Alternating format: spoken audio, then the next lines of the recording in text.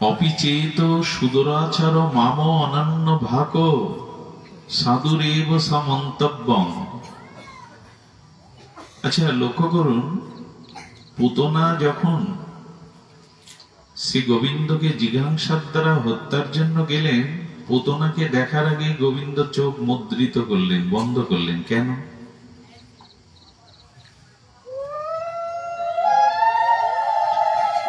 পুতনাকে দর্শন করে বালক রূপী গোপাল চোখ বন্ধ করলেন। ঠিক আছে, চোখ বন্ধ করলেন কেন? ধ্যান দিন, শব্দের দিকে ধ্যান দিন। হরিকথাতে হরিকথাই মঙ্গল ধ্বনি। তো দিলেন এই জন্য, গোবিন্দ বলছে দেখো, আমার কাছে যে একবার আসে, খুব ধ্যান দিন, কথাটুকু মহিমাপূর্ণ। সে পুতনা কপট বেশে এসেছে, রাক্ষসী থেকে বালঘাতিনী, রুধির সনা, অপবিত্র, তারপরেও সে মাতৃবেশ ধরেছে। আচ্ছা, সে কামনা বাসনা তার হৃদয়ে আছে, অনন্ত জন্মের পাপ প্রবৃত্তি আছে, জিঘাংসা আছে, কিন্তু আমার কাছে এসেছে।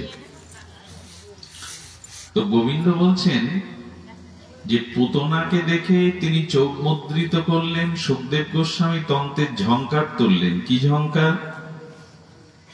বললেন, আমার চরণে যে একবার এসে পৌঁছায়, আমি যদি তার অতীত কর্মগুলো, পাপ অপরাধ গুলো দেখি, তবে তাকে কৃপা করতে পারবো না। এই জন্য আমি দেখি না ওগুলো। আমার ভেতরকার চরিত্র, আমার ভেতরের চিত্র, আমার ভেতরের যে জীবনের চলাবলা যদি আমার স্ত্রী, পুত্র, পিতামাতা জেনে যায়, আমাকে আগের মতো ভালোবাসতে পারবে না। আমাদের জীবনে যে অপকর্ম আছে, পাপ আছে, সেটি যদি আমার প্রিয়জনরা ঠিক ঠিক জেনে যায়, তো আগের মতো আমাকে আর তারা শ্রদ্ধা বা ভালোবাসতে। কিন্তু ভগবান বললেন, আমার চরণে যে একবার ভজন করবার জন্য সদ্গুরুর কৃপা নিয়ে আসে, আমি তার অতীত কর্ম দেখি না, দেখলে তাকে আমি কৃপা করতে পারতাম না। এই জন্য পুতনাকে দেখে গোবিন্দ চোখ মুদ্রিত করলেন, বন্ধ করলেন, জীবকে জানালেন, আমার চরণে এসো, আমি তোমার অতীত কর্ম দেখব না, তোমার বর্তমানটাকেই দেখে আমার চরণে বা হরিভক্তি পরায়ণ হয়েছ, এটা জেনেই আমি তোমাকে কৃপা করব, আমি তোমাকে করুণা করব, এসো আমার চরণে এসো।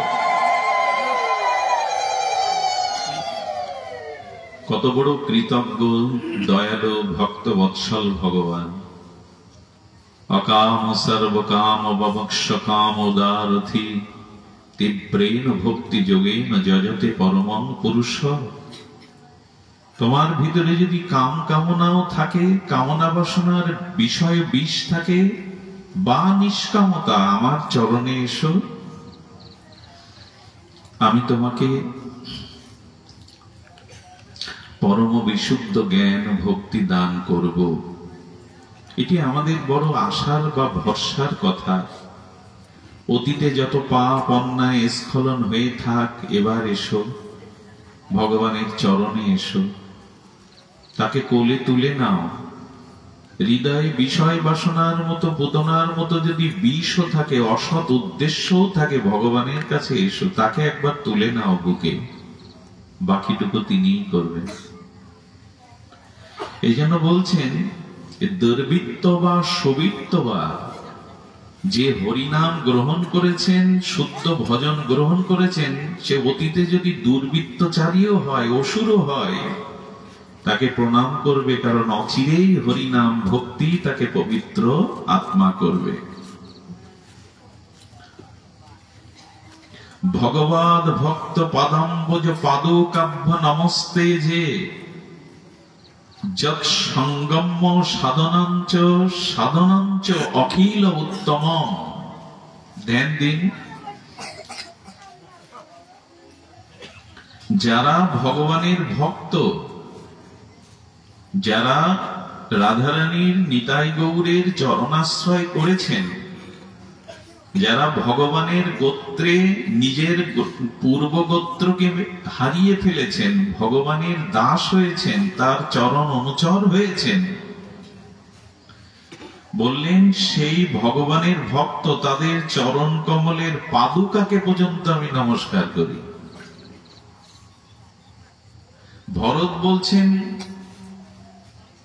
হে রাম, হে রঘুপতি, হে প্রাণেশ্বর, প্রাণারাম, আপনি অযোধ্যাতে ফিরে যাবেন না, আপনি স্বতন্ত্র ঈশ্বর, আপনার ইচ্ছার উপরে কারো ইচ্ছা হতে পারে না, তবে আমি যে আপনাকে নিতে এসেছি, প্রেম বড় না বিচার বড়, সত্য বড়, কোনটা বড়? জনক রাজা বলেছিলেন, রাম, বিচারের থেকে প্রেম বড়।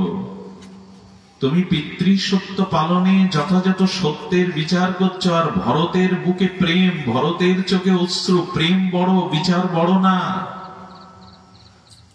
ভরতের দাবি মেনে নাও। রামচন্দ্র যখন ভরতকে বললেন, না, 14 বর্ষের পূর্বে আমি ফিরে যেতে পারবো না, তখনই ভরত বলেছিলেন, আমি ফিরে যেতে আসিনি, তোমার চরণ পাদুকা দুখানা আমায় দাও।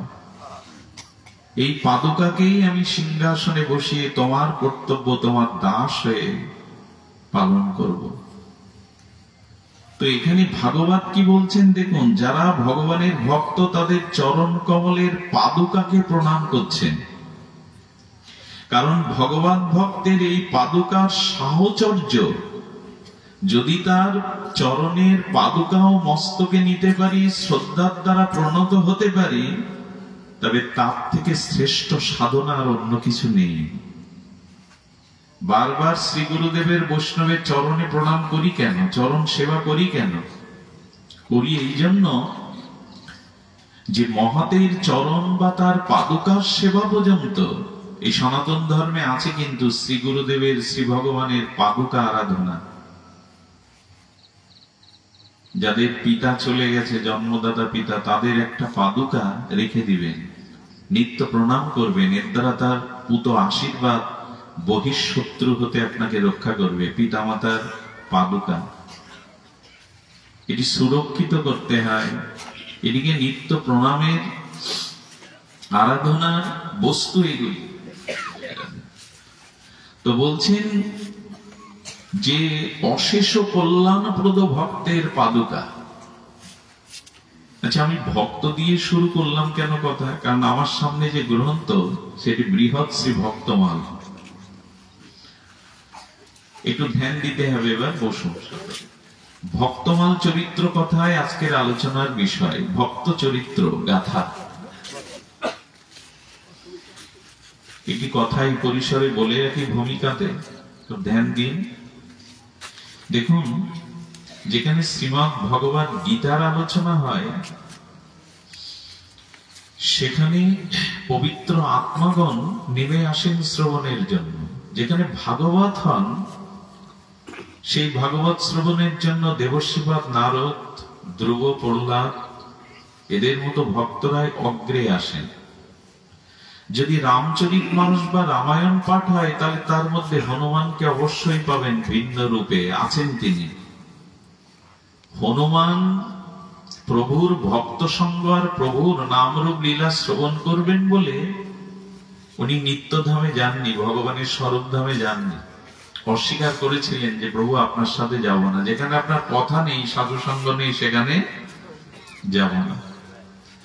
আচ্ছা, যেখানে ভগবানের কথা কীর্তিত আলোচিত হয়, ভগবত প্রসঙ্গ আলোচনা হয়, সেখানে সব মহাত্মারা, ভক্তরা অলক্ষ্যে আসেন, নারদ আসেন, হনুমান আসেন।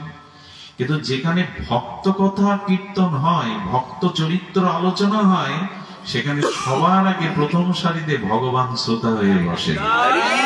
ভগবান শ্রোতা হয়ে বসে।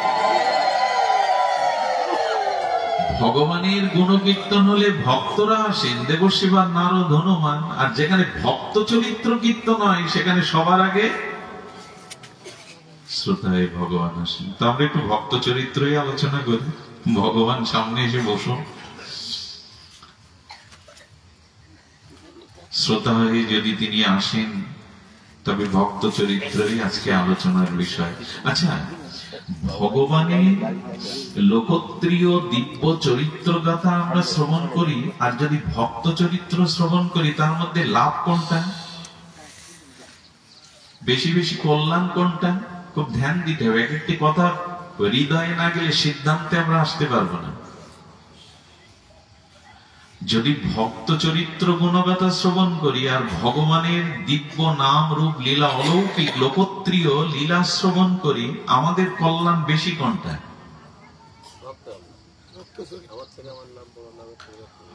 ভক্ত চরিত্র শ্রবণই আমাদের বেশি কল্যাণ, বেশি মঙ্গল এবং শীঘ্র ভক্তি লাভ হবে।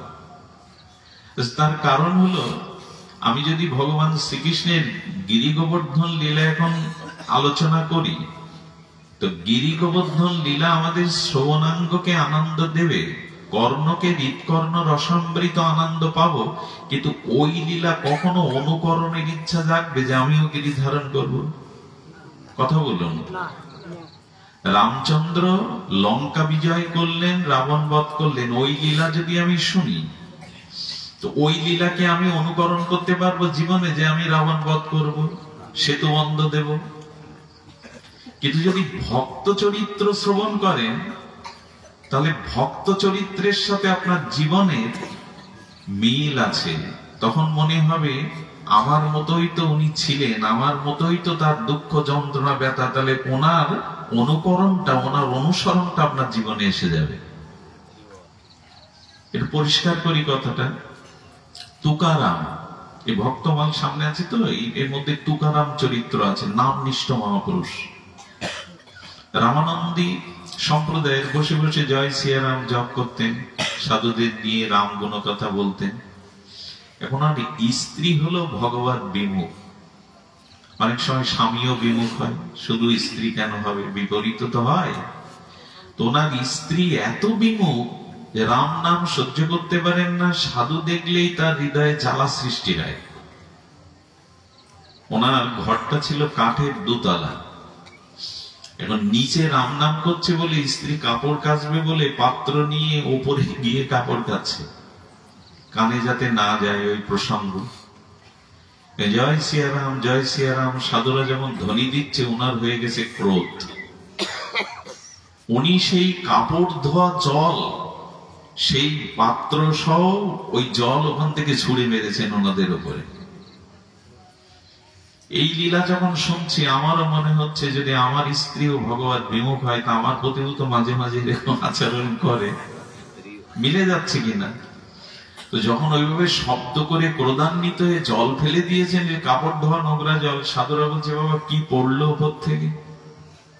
তুকারাম বলছেন আকাশে মেঘ করেছিল, আর সেই মেঘে বিদ্যুৎ চমকে এখন বৃষ্টি হচ্ছে, বৃষ্টি জলই হচ্ছে আমাদের মাথায়।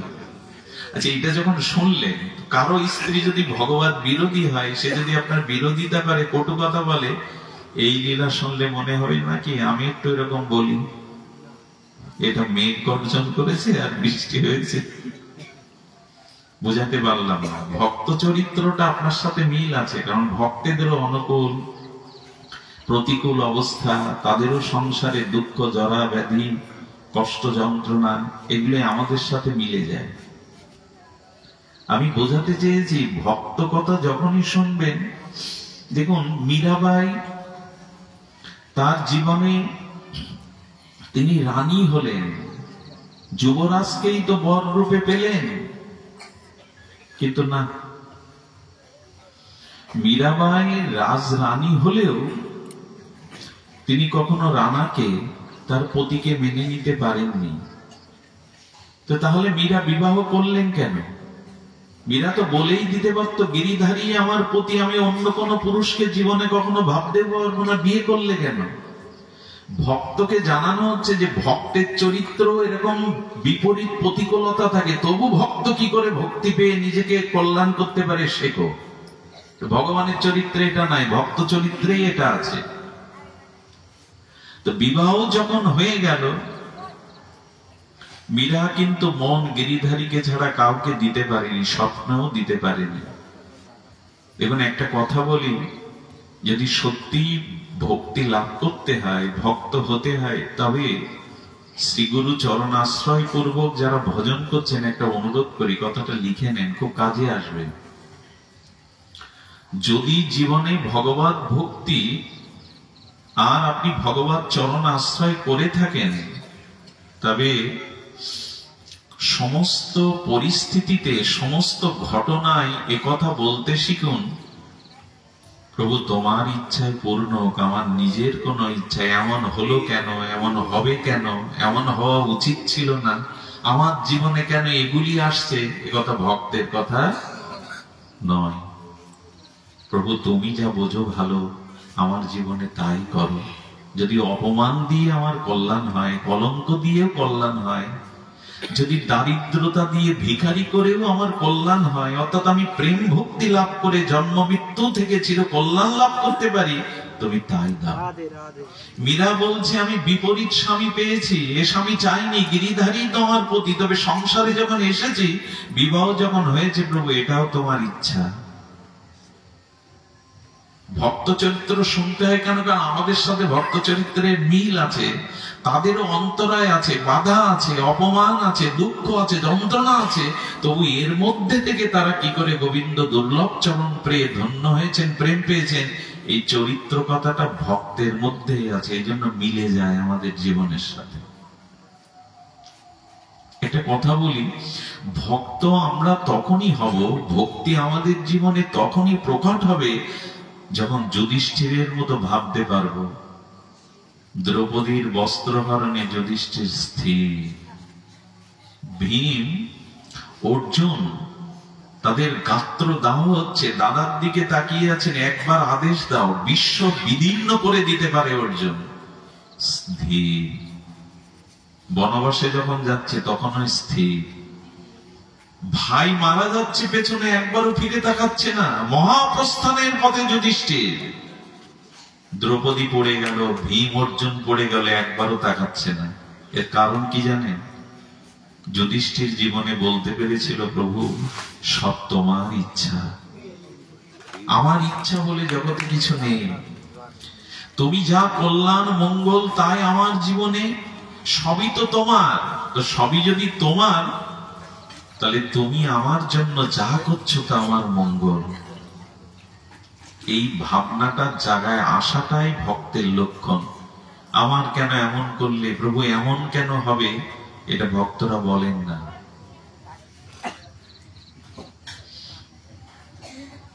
ভক্তরা এটি বলেন না। আচ্ছা, আপনার জীবনে ভক্তি এলে, ভজন হলে কয়েকটি লক্ষণ দেখা দেবে, লক্ষণগুলো মিলিয়ে নিন। লক্ষণ দেখা দেবে, ভজনের পূর্বে সাধু সঙ্গ, শ্রী গুরু চরণাশ্রয়, ভজনের পূর্বে আপনার যা যা স্বভাব সংস্কার বদলাবে। যদি না বদলায়, জানবেন আপনার ভজন ঠিক হচ্ছে না, সঙ্গ ঠিক হচ্ছে না। যদি পূর্বের সংস্কার ভজনের পরে এসেও, দীক্ষার পরেও সে পরিবর্তন না হয়, সেটা আদৌ ভজন না, সাধু সঙ্গ না। কি বদলাবে? সব বদলাবে। প্রথমে খাওয়া বদলাবে। আগে যা খেতেন, দীক্ষার পর ভগবানের ভক্তির পরে আপনার খেতে ইচ্ছে করবে না যা ভগবানকে না দেওয়া যায়। আচ্ছা, আপনার ঘুমও বদলাবে, আহার তো বদলাবে, ঘুম বদলাবে। ভজন এলে আপনার ঘুম কমে যাবে, আগের মতো ঘুম থাকবে না। ভোরে আপনি ঘুমাতে পারবেন না, একটু উঠে ভগবানকে ডাকি না। অত রাত না জেগে তাড়াতাড়ি কি করবে? রাত জেগে হরিকথা শুনতে শুনি, এত তাড়াতাড়ি ঘুমিয়ে কি হবে? হরিকথা তো হচ্ছে। আর আপনার জীবনে কি বদলাবে জানেন? সিদ্ধান্ত বদলাবে, প্রভু যা হচ্ছে তোমার মঙ্গলময় ইচ্ছা, আমার কিছু করার নেই, তুমি যা বোঝো ভালো তাই করো।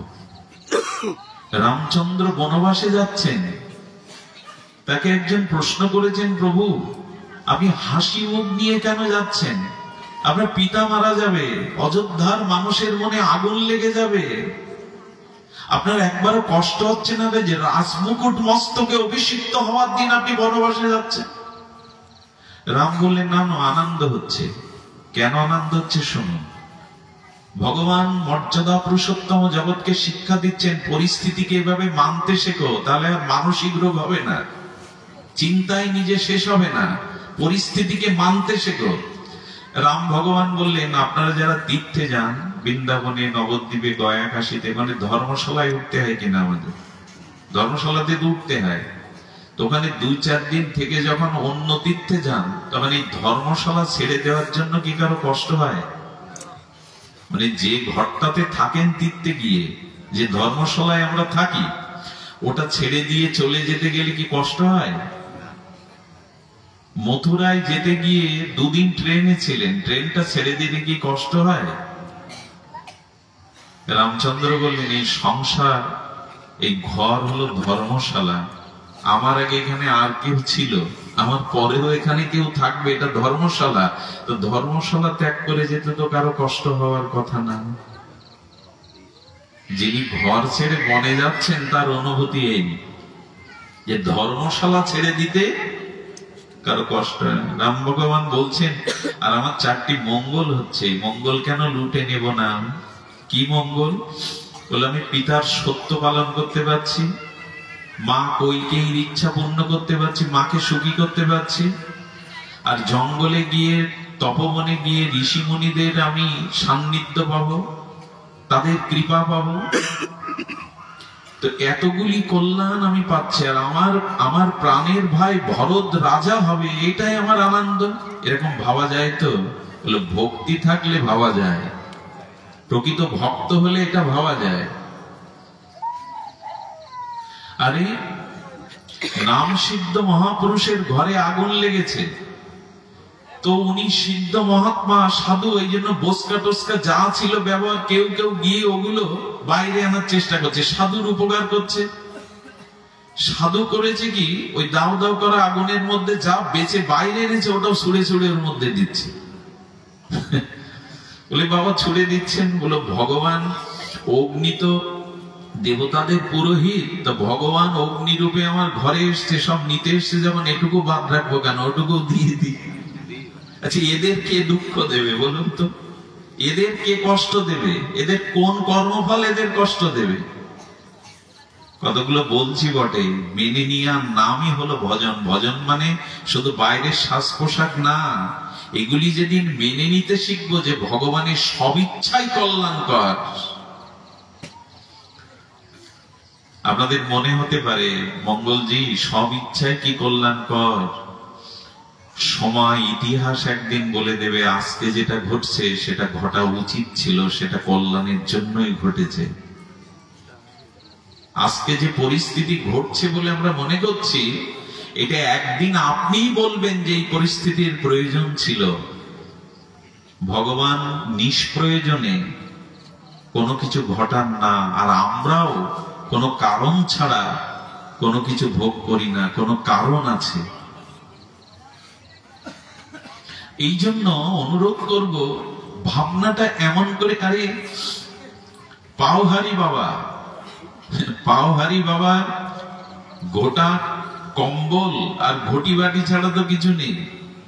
এখন চোর ঢুকেছে পাওহারি বাবার তাঁবুতে, পাওহারি বাবার ঘরে চোর আর কি নেবে? ব্যাগট্যাগ গুলো দেখে কিছু রেজগি পয়সা, কিন্তু কম্বল আছে 2টো। চোর ঢুকেছে, তো পাওহারি বাবা বুঝতে পেরেছে চোর ঢুকেছে, উনি আরো জড়সড় হয়ে ঘুমে নাক ডাকতে শুরু করেছেন। কম্বলটা নিয়ে চলে যাচ্ছে, তো পাওহারি বাবাকে বলা হলো, বাবা আপনি চেতন ছিলেন, জেগেছিলেন, ওকে ধরলেন না, কিছু বললেন না, তাড়া দিলেই তো চলে যেত। বলে, আমার মনে হলো আমার 2টো কম্বল, আমার ঘরে কম্বল ছাড়া কিছু নেই, নেবে তো কম্বল, শীতের দিনে ওর একটা প্রয়োজন, নিয়ে যাক না। তাহলে মদেব বাবু কি দরজা খুলে রাখবে, নিয়ে যাও? এরকম না। আপনি কি ভাববেন যে খুলে দিলাম দোকান, নিয়ে যাই? এরকম বলছি না। এরকম ভাবতে শিখলে না শান্তি পাবেন। সব সময় যদি বিচার করেন, এই হলো কেন, এমন হবে কেন, এমন হওয়া উচিত ছিল না, আমার ভাগ্য খারাপ, 2 দিন পরে দেখবেন আপনি মানসিক রোগগ্রস্ত হয়ে গেছেন, আপনি বেঁচে থাকারই অর্থ হারিয়ে ফেলবেন, শান্তি কখনো আপনাকে আর স্পর্শ করবে না। এই জন্য তোমার ইচ্ছায় যা হচ্ছে প্রভু সেটা মেনে নেওয়ার শক্তি দাও। আমার ইচ্ছাতে কিছু হবে না জগতে, আমি চাইলেই যে সব ঘটবে এরকম নয়। এই জন্য ভক্ত চরিত্রটা শুনতে হয় কেন? আজকে ভক্তমাল নিয়েই আমি আলোচনা করব মনে করেছি, প্রস্তুতিও ছিল না, তবু সামনে ভক্তমাল। এই জন্য কি বলছেন, ভগবদ ভক্ত পদাম্বুজ পাদুকাভ্যে নমস্তে যে। আরে ভক্তের পাদুকাকেও যদি প্রণাম করা যায়, নমস্কার করা যায়, তাহলে কি বলছেন, সর্বশ্রেষ্ঠ সাধন প্রাপ্তি হয় তার। ভরতের তাই হলো, ভক্তের পাদুকা এটিতেও প্রণাম করলে, নমস্কার করলে, সেবা করলে তার কৃপা হয়। তাহলে ভক্তের মহিমা কিরূপ। আসলে আমরা ভক্ত চরিত্র শ্রবণ করি। আর একটা জিনিস বলি, ভক্ত চরিত্রের মধ্যে যেসব ভক্তের ভক্তি প্রেম আছে, ওখানে প্রেম বা ভক্তি কোনো নিয়মের মধ্যে চলে না। আবার বলি, এটা বিচিত্র ভক্তদের চরিত্র, প্রেমের ভাব দশাটা বিচিত্র। ওখানে ওই যে 1 2 3 সংখ্যার 1 2 3 সংখ্যার এরকম নিয়ম এরকম হবে না। ভক্তের চরিত্র বড় বিচিত্র। বিচিত্র কেমন? আমরা একটু আস্বাদনে যাই। রাস্তায় যেতে যেতে রাজপথের পাশে দেখছেন হনুমানজির মূর্তি। তো হনুমানকে ভালোবাসেন এমন একজন ভক্ত বলছেন, কে করে রেখেছে?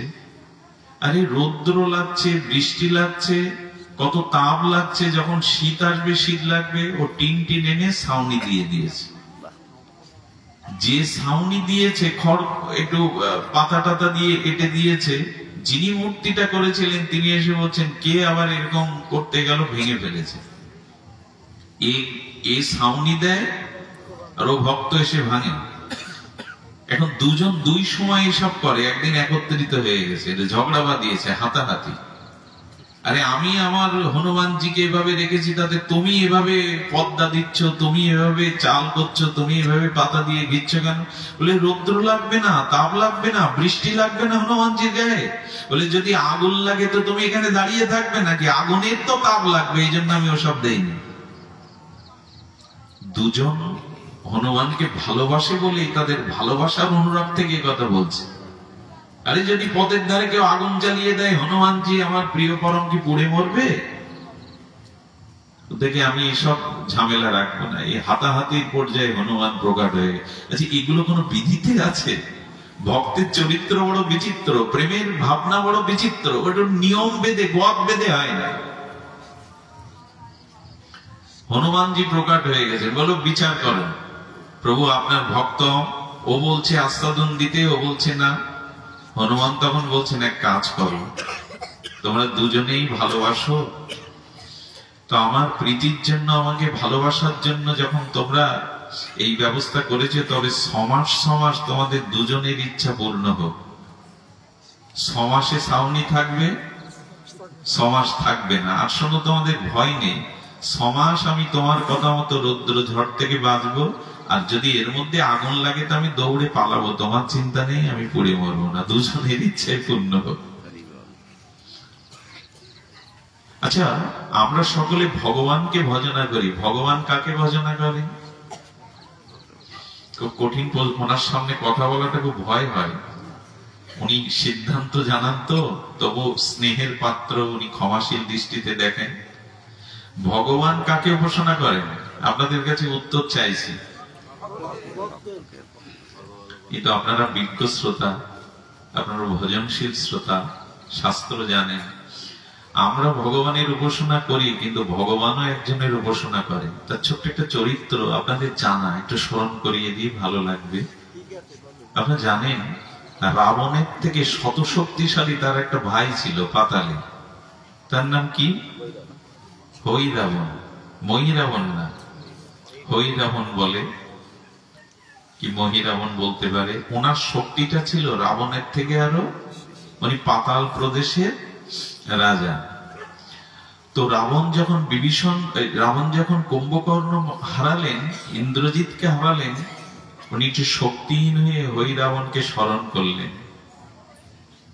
রাম লক্ষ্মণ এদের তোমার হাতে ভার দিলাম, তোমার শক্তি আমার থেকে শতগুণ সহস্র গুণ। আপনারা জানেন সেই সময় তাঁবুতে হনুমান পাহারা দিচ্ছিলেন রামচন্দ্রকে বিশ্রাম দিয়ে রাত্রে। ঘটনাটা আপনাদের মনে পড়ার কথা। তো সেই সময় হরিরাবণ তো রাক্ষসরা রূপ বদলাতে পারে। উনি এসে দেখছেন হনুমানের সামনে ভেদ করে রাম লক্ষ্মণকে হরণ করা আমার পক্ষে। হনুমান তো ভগবান শিবের অবতার, মহাবলশালী, অগ্রগণ্য, জ্ঞানীদের মধ্যে অগ্রগণ্য। ভগবান শিবই শঙ্করই হনুমান রূপে এসেছিলেন প্রভুর সেবার জন্য। তো ওনাকে কে ফাঁকি দেবে? রাক্ষসটারও কম চালাক না। উনি দেখলেন রামের বিশ্বাসভাজন হলো বিভীষণ, আমি বিভীষণের রূপ ধরি। একথা আপনাদের জানা যারা রামায়ণ গুণগাথা শুনেছেন। বিভীষণের রূপ ধরে দাঁড়ালে হনুমান বললেন, আপনি তো প্রভুর কাছেই চরণে বিশ্রাম নিচ্ছিলেন, বাইরে কখন এলেন? তখন বললাম, একটু তোমাকে দেখতে চলে এসেছে, প্রভু বিশ্রাম নিচ্ছেন, তোমার চিন্তা নেই। বিভীষণকে কে বিশ্বাস করবে না? যে লঙ্কা ছেড়ে নিজের ভাইকে ছেড়ে রামের চরণে আত্মসমর্পণ করেছেন, তাকে তো হনুমান বিশ্বাসই করবে। হরিরাবণ বিভীষণের রূপ ধরে তাঁবুর মধ্যে গিয়ে রামচন্দ্রকে হরণ করে একেবারে পাতালেই চলে গেল। বিভীষণ কিছুক্ষণ পরে যখন উঠেছেন, বললেন, আপনি এই গেলেন আবার চলে এলেন, প্রভু বিশ্রামে আছেন তো? বললেন, আমি কোথায় এলাম কোথায় গেলাম, আমি তো ঘুম থেকে উঠে তোমাকে দেখতে এলাম, আমি তো বাইরে আসিনি। বুদ্ধিমন্ত হনুমান ভেতরে গিয়ে দেখে তার ইষ্ট রাম লক্ষ্মণ নেই। এরপরে আপনারা জানেন হনুমান যখন পাতাল প্রদেশে গেলেন, সর্বজ্ঞানী মধ্যে অগ্রগণ্য, গিয়ে দেখলেন দুয়ারে একজন দাঁড়িয়ে আছে। দুয়ারে কে দাঁড়িয়ে আছে জানেন? হনুমানের পুত্র। খুব অভিনব কথা, হনুমান তো বিবাহ করেনি, পুত্র কি করে? হনুমান যখন সাগর লঙ্ঘন করে যাচ্ছিলেন, ওনার গায়ের একটা ঘর্মবিন্দু পড়ে। এগুলো খুব অদ্ভুত কথা, বিচিত্র কথা, কিন্তু এর মধ্যে আমাদের শিক্ষা আছে বিধায় কথাটা আমরা আনছি। ওই বিন্দু একটা মৎস্য সেবন করে, আর সেই বৃহৎ মৎস্যের পেটে মকরধ্বজ রূপ হনুমানের পুত্রের জন্ম হয়। সর্বজ্ঞ হনুমান এটা জানেন। পুত্রকে দেখে গিয়ে বলছেন, পুত্র পরিচয় না দিয়ে, পুত্র জানে না, হনুমান জানেন মকরধ্বজই আমার পুত্র, বলে পথ ছেড়ে দাও। পথ ছাড়ার তো আদেশ নেই, আপনাকে তো আমি পথ ছেড়ে দিতে পারবো না রাজার আদেশ ছাড়া। তো যুদ্ধ করবেন পুত্রের সাথে। হনুমান বেঁধে রাখলেন, প্রহার করলেন না। বেঁধে রেখে গিয়ে উনি দেখলেন আগামীকাল সকালে আর পাতাল প্রদেশে মা ভবানীর মন্দিরে রামচন্দ্রকে বলির সব ব্যবস্থায় করা। উনি মাকে গিয়ে প্রণাম করছেন, হে মা ভবানী, হে আদ্যা শক্তি, তুমি বলি নেবে প্রভু? মা বলছেন, না হনুমান, কিন্তু কি করার আছে, আমি তো তার আশ্রিত হয়ে আছি, এই কার্য সম্ভব না। হনুমান বললেন, মা চিন্তা করো না, তুমি আমায় শক্তি দাও, কৃপা করো, আমি তোমার রূপ ধরেই দাঁড়াই। হনুমান মা ভবানীর রূপ ধরে দাঁড়ালেন। এর পরের ঘটনা আপনাদের জানা। যখনই হরিরাবণ এসে বলি কাষ্টে রামচন্দ্রকে দিয়েছে, রাক্ষস হলেও তো বলির একটা নিয়ম আছে, দেখবেন শাক বলি দিতে গেলেও কানে কানে পুরীরা কি মন্ত্র বলে, ফুল টুল দেয়, যদিও বলি উচিত নয়। তো কানে কানে রামচন্দ্রকে বলছেন, তোমার শেষ বেলায় যদি তোমার ইষ্টকে ভগবানকে ডাকতে একটু ডেকে নাও। হে রাম, তোমার এই অন্তিম বেলায় তোমার যদি কোনো ইষ্ট থাকে, উপাস্য থাকে, তো তুমি তাকে একবার স্মরণ করো, এটাই তোমার শেষ সময়। লক্ষ্মণ তখন বলছেন, প্রভু আমাদের ইষ্টকে, আপনিই তো জগদীশ্বর, আপনিই তো জগতের সৃষ্টি স্থিতি প্রলয়ের কর্তা, পুরুষোত্তম। লক্ষ্মণ, ভুল হচ্ছে তোমার, আমারও একজন ইষ্ট আছে, ভক্তই আমার উপাস্য, ভক্তই আমার ইষ্ট, ভক্তই আমার ইষ্ট। এসো দুই ভাই মিলে ভক্তকে স্মরণ করি। বলেন, হনুমানই আমার প্রাণের প্রাণ, এসো দুই ভাই মিলে। প্রভু তো জানেনই সব, এই হনুমানকে স্মরণ করলেন। প্রভু লীলা, প্রভু কি বলির যোগ্য? প্রভু কি পারেন না হৈরাবণকে থেকে মুক্ত হতে? জগৎকে লীলার দ্বারা দেখালেন আমারও একজন উপাস্য আছে, আমারও একজন ইষ্ট আছে, সে হলো আমার ভক্ত। কত বড় মহিমা ভগবান প্রকাশ করলেন। আপনার এর পরের ঘটনা জানেন, মাকে বিদীর্ণ করে, ভবানীকে বিদীর্ণ করে হনুমান হৈরাবণকে বধ করলেন, প্রভুদের কাঁধে নিলেন। আসার পথে যাকে বেঁধেছিলেন পুত্র বললেন, প্রভু আমি তো এই পাতাল রাজ্যের রাজাকেই আপনার করুণাতে শেষ হয়ে গেল, কিন্তু রাজা যদি না থাকে প্রজারা কি করে বাঁচবে? প্রজারা ন্যায় বিচার কি করে পাবে? তাদের মঙ্গল কি করে হবে? আপনি ব্যবস্থা করুন। রামচন্দ্র হেসে বললেন, রাজা আমি নির্ণয় করে রেখেছি, ওর বাঁধনটা খুলে দাও। মকধ্বজকে পাতালের সিংহাসনে বসিয়ে হনুমানের পুত্রকে জয়মালা বিজয়মালা দিয়ে তাকে রাজা করে চলে এলেন। প্রভু এই লীলা কেন করলেন জানেন? জানালেন সবাই আমার উপাসনা করে, কিন্তু আমারও উপাস্য হলো ভক্ত, ভক্তই হলো আমার উপাস্য, ভক্তই আমার উপাস্য। এই জন্য উদ্ধবজিকে ভগবান এটাও বলেছিলেন, আমি মনি শান্তং নির্বৈর, এইসব শুদ্ধ ভক্তের পেছনে চলি, ভক্তের পায়ের ধুলো আমার গায়ে পড়বে বলে। ভগবানেরও প্রয়োজন ভক্তের পায়ের ধুলো। তোমার কি হরিদাসকে পর্যন্ত মহাপ্রভু বলছেন তোমাকে আমি স্পর্শ করছি আমি পবিত্র হব বলে। প্রভু কয়ে তোমার স্পর্শী পবিত্র হইতে, তোমার পবিত্র গুণ নাহিত আমাদের। হরিদাসকে মহাপ্রভু আলিঙ্গন করতে গিয়ে বলছেন তোমার পবিত্র গুণ আমার মধ্যেও নাই, তাই তোমাকে স্পর্শ করছি আমি পবিত্র হব বলে। এটা মহাপ্রভুর মুখের বাণী। তোমার মতো দন্য আমার নেই হরিদাস, তোমাকে স্পর্শ করলে আমি পবিত্র হব। ভক্তই ভগবানের উপাস্য। এই জন্য ভক্তকে যে সম্মান করে না, ভগবান কোটি জন্মেও তার দিকে ফিরে তাকাবে না। ভগবান বলছে যে আমাকে সম্মান করে, ভক্তকে সম্মান করে না, সে আমার ভক্তই নয়। যে আমাকে পূজা করে, ভক্তের পূজা করে না, সে আমার ভক্তই নয়। দেখুন, সাক্ষাৎ প্রকট গুরুদেবকে অপ্রকট ভগবানের থেকে বেশি শ্রদ্ধা করতে হবে। আমার সম্মুখে যদি শ্রীকৃষ্ণ এবং গুরুদেব একসাথে আসে, আগে কৃষ্ণকে না আগে গুরুকেই প্রণাম করতে হবে। প্রকট গুরুদেব অপ্রকট ভগবানের থেকে বেশি মহিমাপূর্ণ। আচ্ছা, ভগবানকে চিনত কে? ভগবানকে জানতই কে? ভগবানের এই লীলা কথা আমরা কোথায় পেতাম যদি ভক্ত ভগবানের মহিমা প্রকাশ না করতেন? শ্রীকৃষ্ণের যে এত নাম, গোবিন্দ, গিরিধারী, মদন মোহন, শ্যাম সুন্দর, রাধা বিনোদ, এই নামগুলো কি ভগবান একটাও নিজে দিয়েছেন? কে দিয়েছেন? ভক্তরা। এই যে দামোদর, ভগবানের নাম রাধা দামোদর, দামোদর নামটা কে দিত যদি যশোদা তাকে দাম বন্ধনে না বাঁধেন? এই জন্য ভগবানকে প্রকাশ করেন, তার মহিমা, তার কীর্তি ভক্ত। আর ভগবান বলেন আমারও একটা ব্রত আছে, আমি ভক্তের মহিমা প্রকাশ করি। ভক্ত আমার মহিমা প্রকাশ করে, আমি ভক্তের মহিমা প্রকাশ করি। ভক্তের চরিত্র বড় বিচিত্র, বোঝা যায় না। শুনুন তাহলে, অন্তর্নিষ্ঠা নামের রাজা এই ভক্তমালেই আছে। নামটি হলো অন্তর্নিষ্ঠা। জানি না এই নাম হয়তো তার চরিত্র থেকে দেয়া হয়েছে। তো অন্তর্নিষ্ঠা রাজা, তিনি বাইরে ধর্ম আচরণ করতেন না। এই যে বললাম প্রেম বা ভক্তির আচরণ সবসময় আপনি শাস্ত্রের পৃষ্ঠায় যা আছে ওই দিকে নির্ণয় হবে না। ভাব কিছু আলাদা জিনিস, প্রেম কিছু আলাদা জিনিস। প্রেম কি বলে জানেন? এটো ভগবানকে দেওয়া যাবে না। প্রেম, শাস্ত্র কি বলে? আপনার উচ্ছিষ্ট ভগবানকে দিতে পারবেন? কথা বলুন, শাস্ত্র কি কথা বলে? আর ব্রজের রাখালরা বা শবরীর মতো ভক্তরা ফলগুলো তুলে এটো করছেন যে কোনটা তিতো, কোনটা কষ্ট, কোনটা মিষ্টি। এটো করে যেটা মিষ্টি ওইটা ভগবানের জন্য রেখে দিচ্ছেন। এ কি আপনি শাস্ত্রের সদাচারের পাতায় পাবেন? পাবেন না। এই জন্য প্রেম কিছু আলাদা, ভাব বা ভক্তি কিছু আলাদা, যে সবসময় ওটা ওই রকম হতে হবে এমন নয়।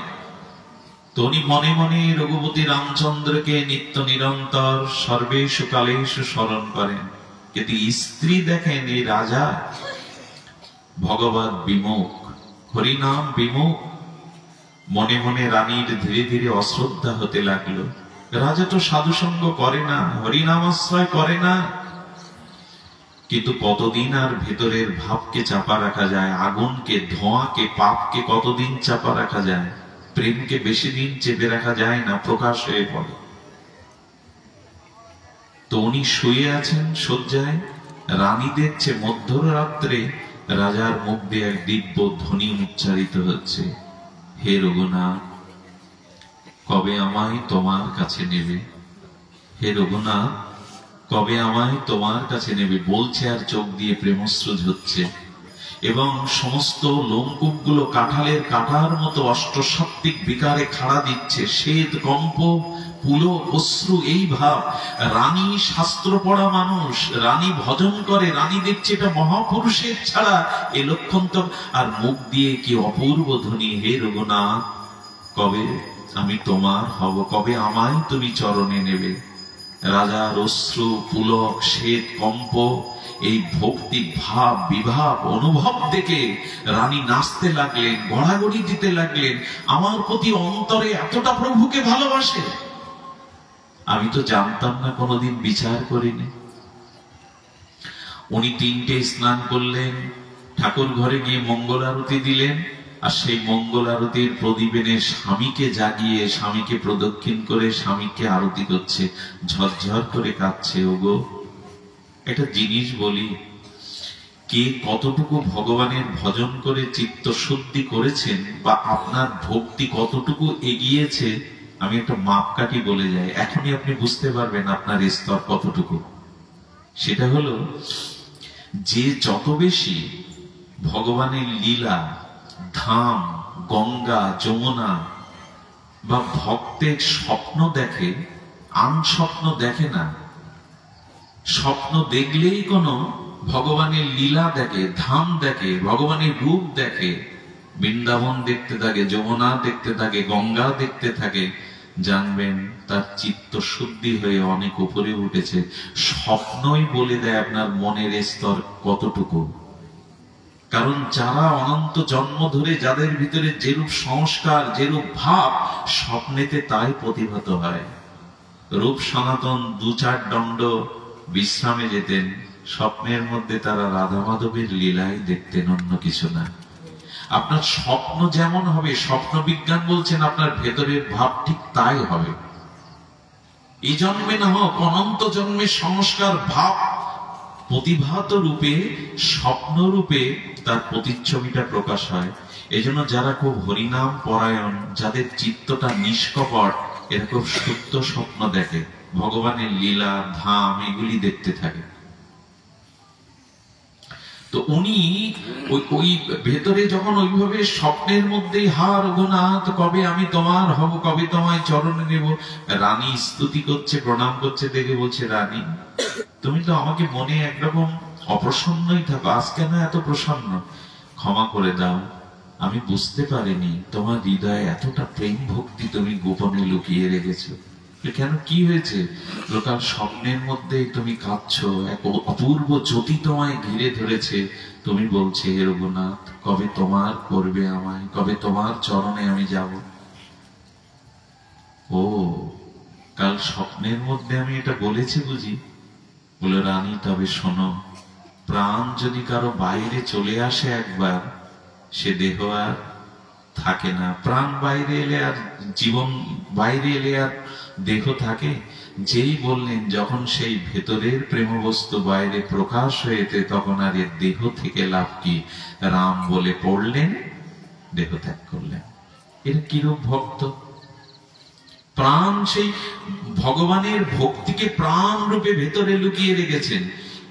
সেই প্রাণটা যদি চলে যায়, বললেন, তার তো আর দেহ থাকার কথা না। রাম বললেন, দেহ ত্যাগ। আমি কথাটি বলছি এই কারণে, বাইরের কারো পোশাক আশাক দেখে, হাব ভাব দেখে বিচার করবেন না। এই কথাটা স্মরণ করিয়ে দিই, যে বাইরে কারো হাব ভাব দেখে বিচার করতে যাবেন না। এনার তো লক্ষণই নেই। কার ভিতরে কিভাবে কতটুকু কি আছে, এটা বোঝবার ক্ষমতা আমাদের নাই। এই জন্য কোনো মানুষকে অবহেলা, উপহাস, তাকে নিচের থেকে অনেক ছোট মনে করা, এটা উচিত নয়। কার মধ্যে কি রূপ কিভাবে লুকিয়ে আছে নিজের স্ত্রীও জানলো না, রানীও জানে না, অথচ প্রাণরূপ ভক্তিকে তিনি হৃদয়ে গোপনে রেখেছিলেন। রাখো প্রেম গোপনে ধরিয়া। রাধারানীকে একদিন ললিতা বলছে, রায়, রাধে, মানুষের মনের সংবেদনশীল ব্যথা প্রিয়জনকে বলতে হয়, তাহলে বুকটা হালকা হয়। তুই বল না, তুই তোর অন্তরের গোবিন্দ বিরহের কিছু কথা আমাদের বল, আমরা তোর নিত্য সখী সহচরী, আমাদের বললে তোর বুকটা হালকা হবে। রাধারানী বলেছিলেন, কোনদিন এ কথা শুনতে চাইবি না, গোবিন্দ বিরহের দশা কোনদিন শুনতে চাইবি না। তবে শোন, রাধারানী বলছেন, যদি গোবিন্দের বিরহ ব্যথাটা আমার বাক্যের দ্বারা, নিঃশ্বাসের দ্বারা কখনো জগতে প্রকাশ হয়ে পড়ে, অনন্ত ব্রহ্মাণ্ড পুরে ছাই হয়ে যাবে। এই হলো রাধা। কতটা ভেতরে বিরহকে রাখতে শিখেছেন। বললেন, আমি যদি নিঃশ্বাসের দ্বারা, বাক্যের দ্বারা বিরহটা একবার প্রকাশ করি, ব্রহ্মাণ্ড পুরে ছাই হয়ে যাবে। এই জন্য নিজের সমস্যার কথা, দুঃখের কথা শুদ্ধ ভক্ত, পিতামাতা, গুরুবর্গ এদের সাথে ছাড়া বাইরে বলতে যাবেন না। যে প্রকৃত সহৃদয় তাকে বলবেন, ভগবানকে বলবেন। তোর এ কথাটা সত্য কেন জানেন? রাস পঞ্চঅধ্যায় বৃন্দাবনে পাঠ হচ্ছে, যিনি পাঠ করছেন তার চোখে জল নেই, কিন্তু সামনে গাছগুলো কাঁদছে রাধারানীর মাথুর বিরহে। রাসে গোবিন্দকে হারিয়ে গোপীগণ গোপী গীতিতে যেভাবে বিরহ প্রকাশ করেছিলেন, তো একজনকে প্রণাম করে বলছেন, বাবা আপনি পাঠ করছেন, আপনার চোখে জল নেই, গাছগুলো বিরহে কাঁদছে রাধারানীর বিরহে। যেই বলেছেন, ওনার একটা নিঃশ্বাস বাইরে পড়েছে। আর কি ঘটলো জানেন? গাছ থেকে একটা কাঁচা পাতা পড়ছিল নিচে, 2-3 হাত দূরে ওনার নিঃশ্বাসের তাপে পাতাটা পুড়ে ছাই হয়ে গেল। তার মানে বাইরের চোখের জল আর ভেতরের কান্না অনেকে প্রকাশ করে না, কিন্তু ভেতরের কান্নাটা চেপে রাখলে না, বিরহটা যে যত গোপন করতে পারে, তার ভিতরে বিরহের শক্তিটা তত বেশি প্রকট, তত বেশি সুরক্ষিত থাকে। রাধারানী ধীরা গম্ভীরা, তিনি প্রকাশ করেন না। এই জন্য প্রেমের ভাব, ভক্তির ভাব সহজে বুঝে ওঠা যায় না।